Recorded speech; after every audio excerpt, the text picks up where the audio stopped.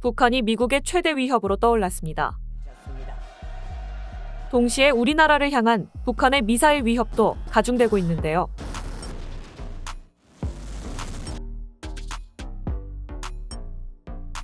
최근 미국 정부는 북한과 러시아 간의 무기 거래가 실제로 이뤄졌고 북한의 탄도미사일 수십 발이 이미 우크라이나 전쟁에도 이용됐다고 밝혔습니다.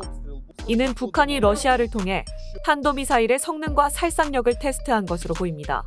이와 함께 북한의 김정은 국무위원장이 최근 유사시 남조선 전 영토를 평정하기 위한 핵무기 공격도 불사할 것을 경고하면서 동북아시아의 위기감이 고조되고 있죠.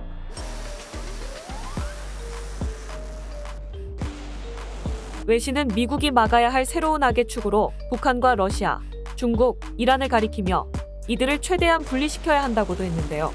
북한의 핵과 장거리 탄도미사일 추가 개발과 실험에 따른 동북아시아에서의 안보 위기를 올해 최대 위협 중 하나로 전망한 미국. 우리나라를 향한 북한의 미사일 위협이 가중되고 있습니다. 한 우크라이나의 군사 전문 채널에서 지난 2일 하르키우에서 북한의 탄도미사일 잔해가 발견됐다며 사진과 영상이 올라왔습니다. 미국 정부 역시 최근 러시아가 북한으로부터 제공받은 탄도미사일 중 일부를 지난달 30일과 지난 2일 각각 우크라이나를 향해 발사했다고 전했습니다. 커비 조정관은 미사일의 사정거리가 900km에 달한다고 설명했는데요. 또 북한이 러시아의 미사일을 지원한 대가로 전투기와 지대공 미사일, 장갑차, 첨단 기술 등을 받기를 원하고 있는 것으로 분석했습니다. 그동안 북한은 미사일 시험 발사를 해왔지만 실전에서 쓸 일이 없었습니다. 이번에 러시아가 우크라이나 공격에 사용하면서 한국을 향해 사용할 수 있는 단거리 탄도 미사일의 성능과 살상력을 테스트한 셈인데요. 지난달 30일 김정은 위원장은 노동당 연말 전원회의 마지막 날 회의에서 유사시 핵무력을 포함한 모든 물리적 수단과 역량을 동원해 남조선 전 영토를 평정하기 위한 준비에 박차를 가해야 한다고 강조했죠. 그 다음 날인 31일에는 북한군 주요 지휘관들을 소집해서 남북 무력 충돌을 기정사실로 하기도 했습니다.